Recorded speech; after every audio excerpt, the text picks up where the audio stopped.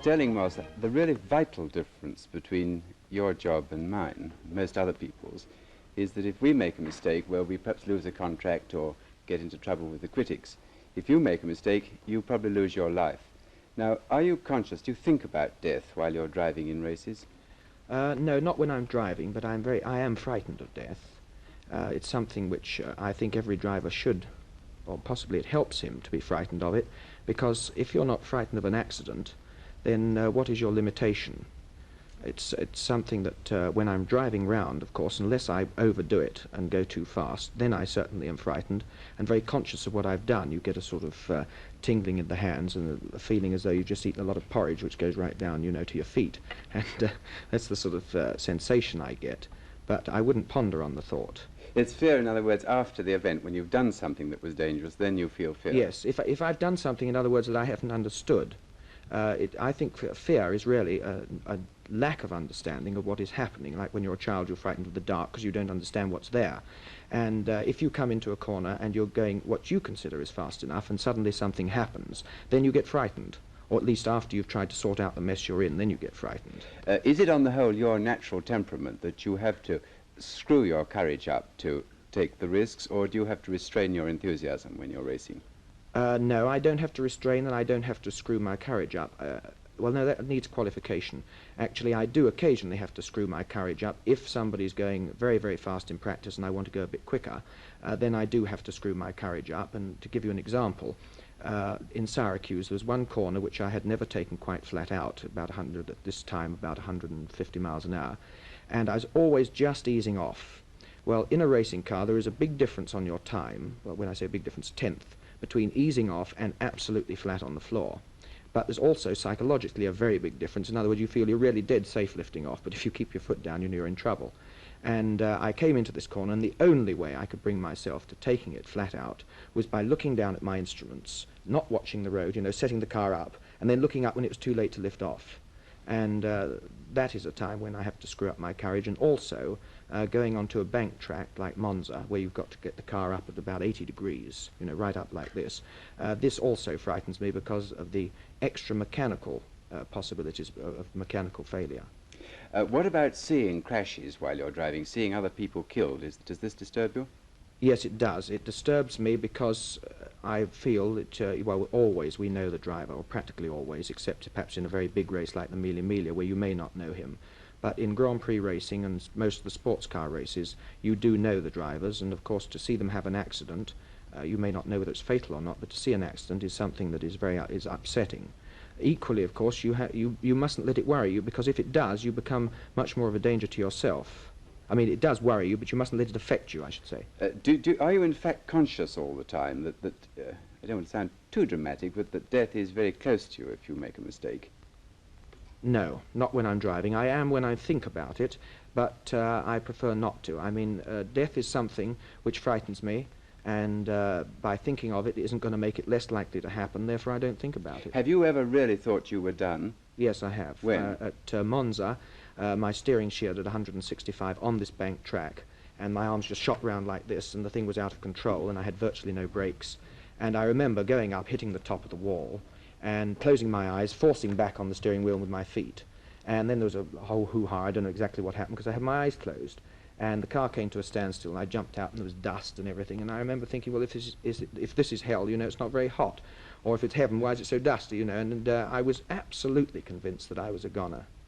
I really was. And actually, even last week, I thought that I'd had it. I had a very near accident and lost control. What, at Monte Carlo? No, it's Arnvort. I yes. had the tire burst at 120, and I lost control and shot across the road because I was taking a corner when my outside front tire burst, and there was a big woods there, and I shot across, and I thought, well, this is my lot. I'm going to go straight into the woods at 120. Well, I managed somehow to regain control in time, or the car came back anyway. Something happened, and it was all right. And now then I felt frightened while it was happening, but immediately after I didn't get the feeling of fear because I had something else to think about. The tire was burst, my second position was lost, I had to get back to the pits and so on. Is this sport in fact as risky as spectators think it is, or do you calculate it to the point where the risk isn't really all that great? It is a calculated risk, but there are unfortunate things which you can't calculate for, which are mechanical failures and oil on the track. I am not normally afraid of killing myself. I am frightened of being killed by something over which I have no control. Outside motor racing, are you afraid of anything? Heights, for instance, water? No, I wouldn't like to dive off a very high board. I'm not frightened of heights, no. I'm not frightened of aeroplanes. No, I don't think I'm frightened of any of the normal things. Not even of mice? No, not of mice. Do you believe in God? Yes, I do. I'm not religious, though. Do you ever have a thought of that kind in a moment of fear, that you want to pray or that you're near to God? Not at that time, no, because invariably, when you have an accident or near accident, you've got so much to think about. I think self-preservation seems to come before everything. In fact, you trust yourself? Well, yes, I trust myself, but I must admit that if I think about it now, I trust that God is with me and helping me. I'm religious in as much as I believe there's a God. I am not religious in as much as I don't believe in going to church. I had too much of it thrust down my throat when I was at school, when I was forced to go into church, when I didn't fully understand it. I wasn't, I suppose, interested. I'd go in there and be looking around and not really concerned about what was going on. And I really and truly don't feel that I'm any better for going and standing up and singing hymns or praying with a lot of other people than I am on my own. It's said of you that you're very superstitious, at least as far as your racing is concerned. Is that true? Yes, again with reservations. We have in motor racing practically all superstitions, which I follow, you know, the sort of you wouldn't light 3 cigarettes with one match and wouldn't walk under a ladder. There are superstitions which go too far, such as when you see a blood wagon, an ambulance. Some people cross their fingers and count 3 dogs. Well, this would mean I'd have to drive, you know, all the way around a race with my fingers crossed, and it's not very practical. So I feel that I have with reservations all the superstitions. But do you really believe this, or is this just a kind of convention of the sport? No, I've been brought up with it. My mother is superstitious, and I got scarlet fever and nephritis and appendicitis and everything on Friday the 13th, which didn't help. And I can't see any disadvantage in being superstitious, quite frankly. And therefore I accept it as just part of life. I see, yes. Well, now, looking at your career as a driver and your own personal qualities in race driving, what would you say is your greatest asset as a race driver? Oh, that's a very difficult question. I think that at the moment, possibly the fact that I can usually keep up a high speed over a long time. Today, motor racing is more competitive than it has ever been in my career, and if you ease off 1/5 of a second, you may drop from 1st to 6th place. 2-3 years ago, if you eased off 1/5 of a second, you might drop from 1st to 2nd or 2nd to 3rd. But therefore, you've got to keep the pressure up all the time. And I would say possibly this is my greatest advantage I have. I can concentrate without having to think about it. How old were you when you first wanted to be a racing driver? I think 16. Well, how old were you when you decided you would be? Was that the same time? More or not? less. Yes. I worked at it from the moment that I really felt I wanted to be a racing driver. At that time, I left school and I went in the hotel trade and did a bit of farming and one thing and another. And I wanted to be a racing driver. My father, at the beginning, wouldn't let me. And then ultimately he weakened. I kept on at him, you know, and water gets through a stone in the end, I suppose. Was there ever any serious alternative? I mean, the hotel trade and so on, you don't seem to have been interested in that at all. Yes, I enjoyed it, but originally I was supposed to be a dentist, and I'm not really that brainy, you know. I couldn't get through my exams, and so we had to throw that over. And then my father and I discussed it, and we thought, well, the hotel business was an interesting one. And I started as a trainee in that. You say you couldn't get through your exams, you know, but do you believe that? Why didn't you get your school certificate? Well, I did, in my own defence, I suppose, I did lose 2 or 3 years of schooling through illness from this nephritis and so on. Also, I suppose I just wasn't that interested in lessons, and possibly I didn't pay enough attention. And another thing is that I knew quite a lot of the stuff, I think, but couldn't put it down properly. And a lot of the subjects that we had to take didn't interest me, Latin and history and so on, and so I didn't pay much attention. Yes. Now, you, I believe, claim to be the first in this country of the really professional race drivers. Yes. That's true, is it? Yes, I think so. Well, now, will you tell me just what that means? What is the difference in this sport between a professional and an amateur? Well, the way I would like to qualify it is this, that a professional driver, it's nothing to do with money, but in the normal accepted sense, a professional driver, I think, has to go fast, whether he's got the stomach ache or not. And if he gets into a car, he's expected to go faster than any other amateur's gone in that car, whether he knows the car or whether he knows the circuit or not, it doesn't really matter. You are expected always to give your best. And also, the other thing is that I do make practically all my income from motor racing. There are people who are professional that make some of their income from racing, but are still, in my mind, professional in as much as they do it because they feel the compulsion of the sport. They really enjoy it, and they feel they just want to go fast. But is it true that you've blazed a new trail so that a boy without much money now, if he's got the talent, can go into motor racing successfully, whereas before your day perhaps he wouldn't have been able to? Well, I won't say I've blazed the trail. I think I've come along with it. When I started, I had a very much easier road than they would today, because I only had to beat very few people, and motor racing was starting, and therefore a lot of interest was focused on it, which of course it is now. But if I beat 3 or 4 people, then I won.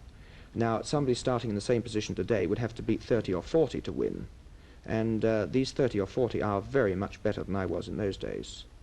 The whole competition has come up to such a high level that a chap starting now would have a very difficult job to break into the sport. How much money did you have when you started? Your father helped you, for instance? No, well, yes, he helped me partially. I sold my bicycle to him, and I sold my radio and all sorts of odds and ends that I had, all the muck I didn't really need. You know, I passed on to my father and sort of said, you know, you can have all this load of stuff if you let me have a racing car. And the first thing he did, he said, well, no, you can't have a racing car, you have a sports car. And so I got a sports car. I had reasonable success. When you were 17? When I was 17, yes. And then I managed to drag my father over to a racing car manufacturer's garage, where I showed him this car and I tried it on, he tried it on, and I think really felt the bug because he'd done it before. And he agreed that if I sold the sports car and used the money, I could buy the other one. So actually, I started off originally with, say, £500, and my father helped me with two or 300 more. Then I sold that and bought my racing car for 500. Yes, so that you really started in a pretty small way, and now yes, Stirling Moss Limited is a pretty big business today. Yes, fairly big. It's all connected with motor racing and ancillary things. Well, I wanted to ask a bit about those ancillary things. For instance, how much do you exploit your resources on the side? Do you sponsor some commercial yes, products? I sponsor fuel and oil, tyres, brake linings, plugs, this sort of thing, shoes, and not very many other things. I've been asked to do other things, shirts and, you know, sort of rock and roll stuff practically, you know. I haven't done that, and all the things that I do sponsor I actually use. And you make yourself personally responsible for the recommendation that you give? Yes, I do actually use anything that I recommend. Yes. I think it's important, actually. What about personal appearances? Do you make them for fees? Sometimes for fees, sometimes not. If I give talks or lectures, which I don't like doing and I get very little time to do, then there's no fee. If I go along and open a bazaar or something, if it's a charity, there's no fee. If it isn't, then there might be a fee. It really depends on what it's for. What about test driving? I mean, a horse racing jockey spends a lot of his time riding work, not on the race course at all. Are you doing that a lot of the time? Quite a lot of the time. We do quite a lot of testing just before the race, pardon me, on the circuit. Also, I do a certain amount of testing during the winter. I do also write for newspapers on road tests of cars. That's when I've got a license, of course. At the moment, I'm doing bicycles, you see. And so I do that as well. But if I went to a racing car manufacturer to develop his car, then I would expect to get a fee if he was a competitor against the one I'm racing for. Do you take steps to encourage fans in the same way that an actor might do?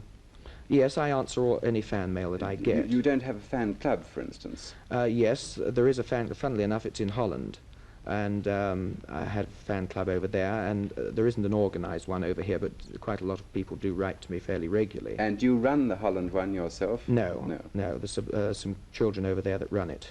How many fan letters on an average do you get? Well, I've never really counted it. It's about 10,000 letters a year go out of the office, of which a fair proportion are fan letters. And I imagine that you're very easily recognised in public places. Sometimes too easily, yes. Does this give you satisfaction on the whole or not? It's satisfaction if you want a table when you can't get one. It's not satisfaction if you're trying to look at an exhibition and somebody recognises you and you've got to write autographs. I think that I would miss it, but I find it embarrassing on occasions. It cuts both ways. I don't think it's possible to have a thing and work in every way. What is the size of the organisation of Stirling Moss Limited? I mean, you don't presumably work in a huge office building, but you must have some staff to help Yes, you. I have a secretary, a manager, and my father gives counsel, and myself. And Because I also get quite a lot of help from, sometimes journalists write things which you know, sort of help now and again, and sometimes it works the other way. do you keep, for instance, an extensive card index, let's say, of a particular track that you've raced on? Do you keep detailed notes of where you have to brake and what the corner is Not like? very detailed, no. Some companies that we race for ask us to fill out one, and we do that. Otherwise, I do keep a diary every day with certain relevant facts of what revs I got out of certain corners, if they're particularly important ones. Yes. Well, now, you're, what, a rich man? You're a pretty prosperous man now. I suppose, yes, you'd say fairly prosperous. Figures don't mean very much, but could I ask you this? Do you in fact have all the money to spend that you actually want? No, I don't. Have you got very expensive tastes? Yes, I have expensive tastes. I mean, there are quite a lot of things which I haven't got that I would like, but I prefer it that way anyway. I don't think that I don't think I'd like to have everything I want. I find certain things anyway in life rather frustrating, and I think that would increase the frustration. On the other hand, if they're small things, then I can buy them if necessary. Do you care about money a lot? Fair amount. Do you save it against the time when you have to retire? Yes, I do. Perhaps too much. Less now than I did a year ago. When do you think you will have to retire? I would retire if somebody passed me on a corner in a similar car. In other words, if I felt that somebody was going definitely considerably faster than me and my car was right, then I would retire. How long do you give yourself? You must have some notion. You're about 30 now. Yes. In years, I really don't know, because it is now very competitive. If it keeps on as it is, it's really, I think, the mind that goes before the body, and I think that physically I could most likely take it for quite a few more years. Whether mentally it's worthwhile doing it, I don't know. But on the other hand, against that, it would be very, very difficult to give up motor racing. I don't know quite what would be a substitute for what I get out of it, the exhilaration and the excitement and the travel and all the other things. Well, I was going to ask you, have you in fact thought whether you could live easily without it? Well, I can't relax anyway. I don't want to relax. My friends, I think that they find it rather annoying at times. I don't wish to annoy them, but I find it very difficult to relax. I can't go and just lay on a beach and get some sun. I'd like to be spearfishing or water skiing or something like that. Motor racing fulfills this desire at the moment. It also, I like responsibility, and I have a responsibility to my mechanics, to the people I race for, and I suppose a certain amount to the public and to one's friends and family. And therefore I would want a job that would give that. And I'm not really qualified to go into any particular business, so it's going to be very, very difficult to give up racing. Outside your working hours altogether, when you're enjoying your leisure, if you do enjoy it, what's your sort of real symbol of luxury that you like spending your money on? I mean, is it a good dinner or a luxurious flat or taking a pretty girl out, or what is the... Well, I like taking a pretty girl out. I like a luxurious flat as well. Funnily enough, cars don't worry me too much. I find now the frustration, well, not now, we have to go back a little while when I was able to drive here, but anyway, abroad now, I find it a little frustrating driving on the roads, and therefore a car to me is much more a means of conveyance, so it isn't that side. I think more dancing and going out and generally doing something other than motor racing. I don't mean by that I don't enjoy motor racing, I do, but I also enjoy going in go-karts and water skiing and any type of sport. The motor racing set are always said to live it up a great deal when they're not actually on the track, and it's difficult to reconcile that with all the physical fitness and so on that you need. Now, do you find that you can keep your nerves steady and live it up off the track? Well, now this is a complete change round. When I started racing, I was much more of a hermit. And in fact, right up until very recently, I took it very easy for quite a few days before the race. I didn't go out and so on, and And what good did it do me? I didn't get the World Championship or anything else. And so I suddenly thought, well, let's live it up a bit. And now this year I have been, and I've been dancing, and not the night before the race, but up until a couple of nights before, I've been out dancing and really swinging it and having a lot of fun. And it doesn't seem to have yet affected my driving. And my personal social life is very much more fun. So until I get some proof that it's not the thing, I suppose I'd like to continue doing it. Is physical fitness as important as I think it probably Very is in important. this? Yes. It's important for stamina. I don't. It's not important if you've got a half an hour race. I think you've got to live it up all night and come out, and I don't think your judgment would be impaired. But I think that any race that lasts over half an hour or an hour, then you start to brake a few yards earlier and you put your foot down a little later, and gradually you just sort of fray at the edges, and that's when it really tells. How much sleep do you get in the ordinary way? Not enough, I don't think. 5, 6 or 7 hours, very rarely 7. I would like more, but I think it's a habit, and I seem to have, because of my late nights and early callers in the morning, it seems to get less and less. Do you in fact go to sleep easily, or do you have to have pills? No, I don't take pills on principle. I don't go to sleep easily unless I go to bed late, and therefore I do go to bed late. I find that if I go to bed at 12, I'd think until 3 o'clock. If I go to bed at 2 o'clock, I've got a good chance of being asleep at 2 or 2:30. You say you find it so difficult to relax, but in fact, how do you relax? Do you read? What do you do when you really don't want to do anything? Oh gosh, I never want to do anything. I dance. I go if it's in a place where I can do it. I go water skiing. I like to go to the cinema or the theatre. I like designing. I like worrying, I suppose, thinking about things. What do you worry about? Oh, everything. You know, how the car's going to be, whether we've got the new gears, whether what I can do. I don't know. I sort of just seem to worry somehow. Worrying isn't really the right word, because I enjoy it, but I occupy my thoughts with things that I can really, get my teeth into. I suppose mainly when I worry, it's about the car, wondering whether the thing's going to last for the next race and whether other people are going to start driving faster and that sort of thing. That's the worrying I do. Do you worry about not succeeding on the occasions where you don't succeed? Does this worry you? No, it would worry me. What does worry me is if I think that I've driven a bad race. That would really worry me. Whether I won it or lost it doesn't really matter. It's annoying if you go out in a race, you're leading it or you're well positioned, and then suddenly something breaks. This is annoying, it's frustrating, but it doesn't worry me. But if I went out into a race and I drove what I felt was a bad race and won it, this would worry me mentally far more. How much have you been affected by the two very heavy blows you've had recently? You've lost your wife and you've lost your British driving licence, and these both happened in very quick succession now. Did this upset you greatly? Well, actually, I had quite a few other things. I had troubles in business and so on, and they were all dwarfed by the trouble that I had with my wife. It did upset me very much at the time, yes, and I think that now I try to take the view that it's no good worrying about it, that my wife has a life to lead and so have I, and if I worry, I think it would be very bad for my racing, and which in other words is my life, and therefore I'm trying to push it to the back of my mind. Well, now this leads me to ask you a very candid question indeed. Do you think you're fit to be married to anybody while you're still in active racing?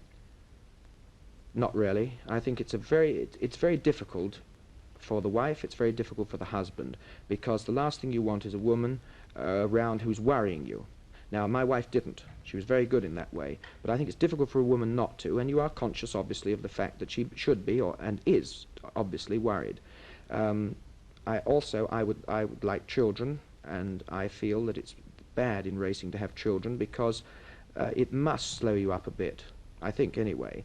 And if you slow up a little bit, then you drop an awful long way back. And if you're a professional racing driver, you are in there to try and win. I mean, if it is this much of your life, and if it isn't this much of your life, then I think you should be in something else. I think you should be doing your job or writing or something else. In other words, there's a tug here which you haven't yet resolved. I mean, could you give up racing if a woman were to say to you that she'd marry you if you gave up racing? Do you think this would be possible? Yes, I think it would be possible. But there again, I must qualify it. I don't know that it would be the answer, because to give up something that is so much of your life and means so much to you, you can't say it means as much as your wife because it's so different. But something that means so much, I don't know that if that would work. And equally, I'm not going to say that if I continue racing and if I get involved with somebody else, that I wouldn't marry them. I really don't know. And it's too difficult a problem. It's something that I think you have to take when it comes up. I don't know. I don't really think that if I had stopped racing that it would have saved my marriage. Whether if I'd never been a racing driver or not, well, that's a totally different thing, and you can't count it. Have you been conscious these last few months of snide publicity in the newspapers about your domestic affairs or not? Yes, I have. I find it very disturbing because I feel that one's private life should be, if possible, one's, for oneself only. And it's very difficult. When I got back from seeing my wife, I arrived at my flat at midnight and there were about 20 reporters there. And it's very difficult to know exactly what to do with them, whether just to sort of say, look, will you all get the hell out of here, or whether you invite them in and try and treat them with respect, which is what I try to do. These, forgive me interrupting, these were gossip writers, they were not sporting journalists? No, none of the sporting journalists actually came to me about my troubles with my wife, which I thought was very, very nice. They were all gossip writers, and unfortunately gossip writers are inclined to write things, I won't say that aren't true, but they're inclined to make up things anyway, and if you say nothing, they'll make up enough to make an inference, and which is unfortunate. And I always believe myself they have a job to do the same as I do, in trying to be honest with them. But it is a very difficult problem because you feel that your private life should be your own. And where do you draw the line? I mean, they ask embarrassing questions which you can decline to answer, and which I do decline to answer, but nevertheless they can put an inference in by just a comma here or a word there. Thinking for the moment of the loss of your driving license, on reflection now, you've had some months to think over this. Do you resent this? Do you think an injustice was done, or do you think it was inevitable? No, I really, truly believe that, I won't say an injustice was done because I believe the justice did what he felt was right. But in my own mind, I am satisfied in my own mind that it should not have been taken away. I feel that if my name had been John Smith, it most likely wouldn't have been taken away. But there again, I'm not qualified to say. I don't know enough about the courts. It obviously has been a very big blow. It's very annoying to have to try and pick your girlfriend up on a bicycle or a taxi, when you've been used to a car. You do realize, don't you, that you have an obligation to be a sort of public symbol of safe driving? Yes, and I have to write about safe driving, and that is, to me, rather difficult.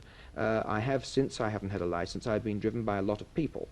And I sit in the back sometimes trembling, wishing I'd got my crash hat on, thinking, well, this chap's got his license, and I'm sure that I'm safer on the road than this person is who's driving me.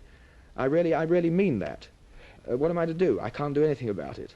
Have you had an unfortunate reaction from your fans since this, the fallen idol? No, I would say entirely the opposite, as a matter of fact. I think that people have been very, very nice. People think it's rather amusing. I don't resent that because I can understand how they feel. It isn't amusing, but I'd far rather they felt that than, well, that's what you darn well deserve. Well, now, you said a minute ago that you yourself would like to have children, and we've come to the end of this program, and I'm going to ask you a last question. I think your father, your parents, were probably almost the ideal parents for you to have in the circumstances. Yes. Now, suppose in 17 or 18 years' time a boy of yours comes to you and says he'd like to be a racing driver. What are you going to say to him? I would try to stop him from being a racing driver. Racing has brought me my greatest happinesses, I suppose, and quite a lot of unhappiness. I think I would try to stop him from being a racing driver because I'm inclined to be selfish. I think that what my mother and father have to go through, I think must be absolute hell, and I really am very sorry that I can't find anything else that gives me what I want and yet is less or more unselfish towards them. I would try to stop him.